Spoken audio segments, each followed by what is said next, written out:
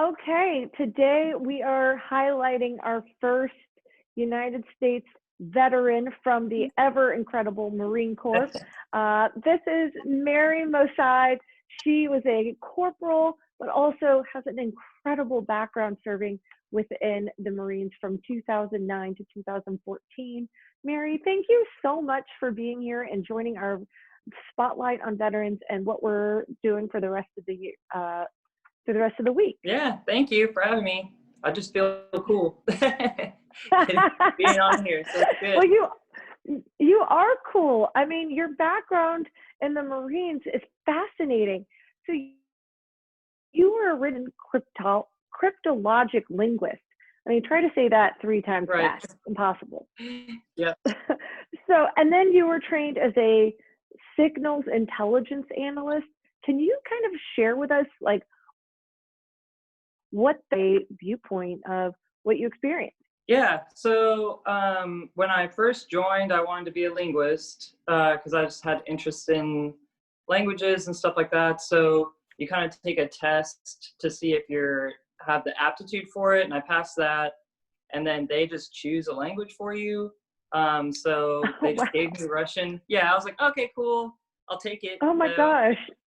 Yeah. Like Russian, So I mean, it's Cyrillic. It's like a super hard language. yeah. You have to score high enough to get certain languages. So I guess I scored high enough to get the harder, more complicated languages. But at least I didn't have to learn like Mandarin or something. So I'm happy about that. But so you go to Defense Language Institute in Monterey, California, and I was just there for like a year, pretty much learning, like trying to become fluent in Russian within that year.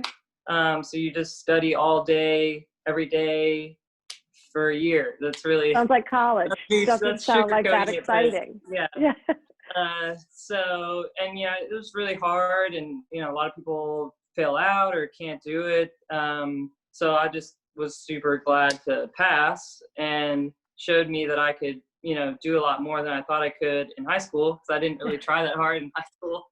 So, but then when you get done, there's not always a need for that language right away. So instead of just sitting around being a Russian linguist, for no mission, I got cross-trained as a intelligence analyst, which has the same clearance level.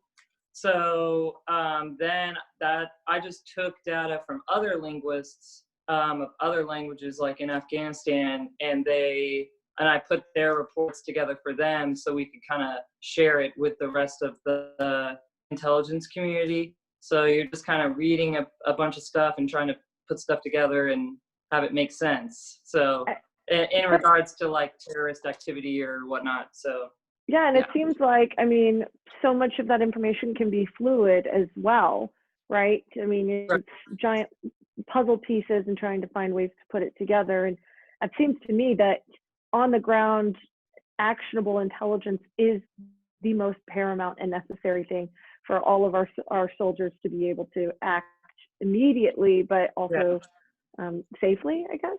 Right. Yeah. Yeah. It was kind of twofold. Like sometimes you could find out stuff and give a little kind of advance warning, or it was more like, hey, we know about these people and what they're doing over here, so maybe go over there and boots on the ground over there. Like I just sat behind a computer, like, yay, go do the thing. Thanks.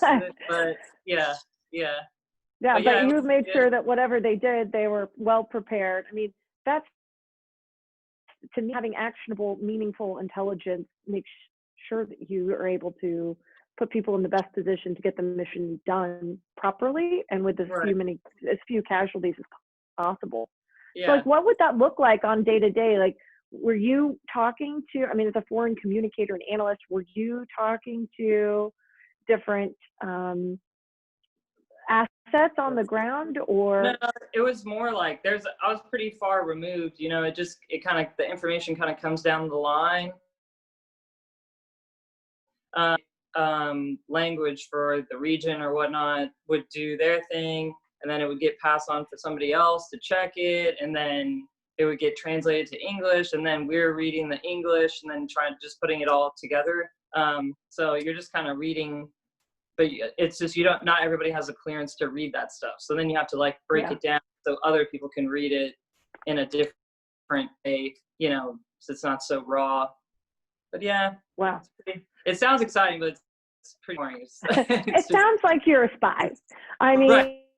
Yeah, that's what people always say. And then like, the hardest part of my day was just keeping my coffee warm. So you're far too modest. Nothing too crazy. So what was it like being in Afghanistan? I mean, being a woman, being able to serve intelligence, talk to our audience about just that role and what your day-to-day was like.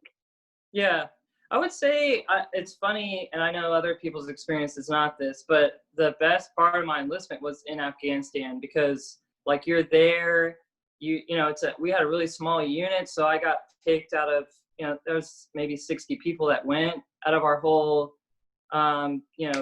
unit or whatever that wanted to go. So I got picked. I was supposed to be there, and you just feel good when you're there. You're there to do your job.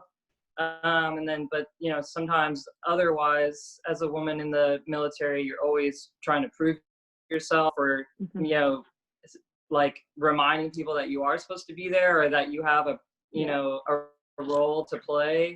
So that can be hard, and all the other just aspects of being. I don't know the ratio of women to men in the Marine Corps, but it's pretty small. So I was lucky to have other women with me, and the intel community is a little bit, I think, easier in that aspect. So it wasn't so bad. But in Afghanistan, I worked night shift, so you just work 12 hours. So I walked to work at midnight, and came home at noon, and I went to the gym after, and then went to bed, and there was just 8 months of that, just everything. I got really fit. You gotta do something. I smoked too many cigarettes, probably. That's probably like your one pastime you have. So I don't know, but it just wasn't that bad. No one really messes with you, when you're doing your job or you're on task. But it's the other times when you're like, people are just bored and there's nothing to do, and they got to think of stuff for you to do. So that can get interesting. Well, yeah. I mean, can you share with our audience? I mean, you have such an interesting viewpoint being in the intelligence community. What were some of the things in the processes that you felt like we got really right, and where might be some areas that maybe we can improve? I don't know. It's hard to say like to do or what's the wrong thing to do. I know for us, like, we just tried to do our job the way we were told to do it the best we could. And what the frustrating part of it, I guess, was you would do your job, but then you had to pass it on to somebody else. So whatever they did with that information, that's just on them. And I mean, that's like generals and stuff. So, or higher officers, and like, sometimes they would listen to you, sometimes they wouldn't. We didn't have any real like horror stories of anything going wrong, but you just don't have that much control. So you just kind of do your job and hope that somebody, does their job down the line and helps out. So it's not real, quick stuff like, oh, we gotta get this to them. It's our whole deployment. We probably, only finished a couple packages. It just takes a long time to get all the information and make sure you really have the right people. So it's hard. Yeah. No, but I think that's such an interesting contrast to how we're all living our lives today, where information is so rapidly available. And when you I don't want to put words in your mouth, but when you are putting intel packages together, you can't make a mistake. So you have to be slower, you have to be more methodical, and it has to be right. It can't be as, fast-paced and, I would say, reactive potentially. It has to be right. Right. I think that's what I so appreciate about. Yeah. Yeah, it definitely has like so much I appreciate me now. I try not to be like make emotional decisions or just make snap decisions. Like, all right, let's see what the real situation is or whatnot, because someone can say something and then you think this, and it's just this whole, can just kind of fall apart on you if you don't have all the information. And like you said, that's useful in everyday life. So do your research, I guess. Yeah. Well, during the quarantine, I read General Jim Mattis's book, Call Sign Chaos. And I loved his leadership style, saying like, I make sure that everyone understands the intent of what I want to accomplish, the intent of the mission, and then gives the Marines under him the power to go execute to the best way they see fit, with understanding the intent of what we're trying to accomplish. Was that kind of your experience as well? That trickled down leadership? That's another thing about, because my husband was in too, and we actually met in the Marine Corps and served together and everything, but he had different leadership. So we had completely different experiences for the majority of our enlistment. So I think leadership and mentorship really makes a huge difference in how you, because I mean, that's who controls your day-to-day, your leadership. So if they're not, communicating like that, I didn't have people like that. I had people just say, this is what we're doing.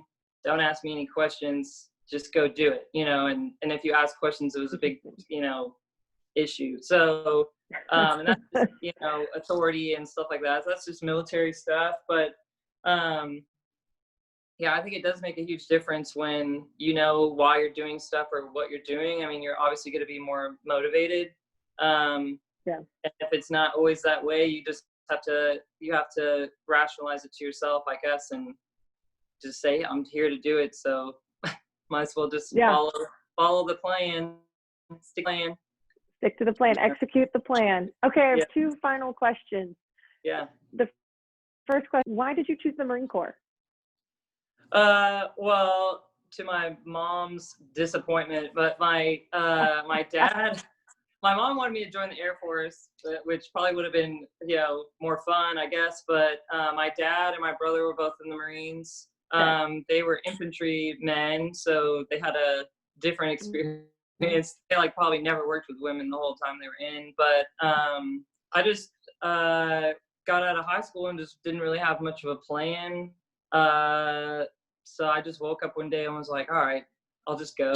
I just didn't, there just wasn't I didn't have it together, I wasn't ready to make real big decisions. So I thought, and I ironically didn't want to go to college, but then I went to Linguist school and it was way harder than any college that I would have gone to. I got, karma on that one, but I just wanted to kind of have some time to figure out what I was going to do. And I think it really changed me for better and formed me to who I am today. Obviously, you can't serve and not be different. So I'm glad. Yeah. But sorry, Mom. I love that. No, that's hilarious. Yeah, cousins on one side of my family, they're all in the Marine Corps. So hoorah, I'm in all the way for the Marine Corps. Okay, last question, because you've learned multiple languages, you've served overseas, you've worn our flag on your shoulders. What does it mean to you to be an American? This is as we come to July 4th and have crazy times that it feels like we're all living through. For you, what does it mean to be an American, and why is it special for July 4th? Well, what I usually think about when I think, about living in this country and stuff like that, I just think of how, like in high school, I just didn't really know my plan or whatnot. And I was in a certain place and I wanted to be in a different, place. I would know I wanted more for myself. And I think in America, that's really possible. You can just go change, but you can just be what you want to be, or change your life, or, pick yourself up and just make change for yourself and the people around you. So that the Marine Corps helped me do that for sure. I know I wouldn't be where I am and the person I am without those experiences. So, and I think anybody can do that, just kind of decide what they want to do and go do it. Nothing's holding you back. Yeah. Oh, I love that answer. Americans, and especially Texans, are so pull yourself up by the bootstraps. We Right. don't take no for an answer. And I know Marines definitely don't take no for an answer. We're Right. coming in and we're charging come hell or high water, right? Yeah.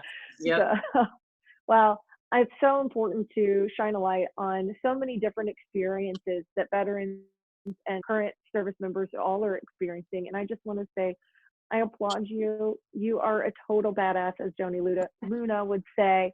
It's Yes. really an honor to get a chance to get to know you in multiple ways.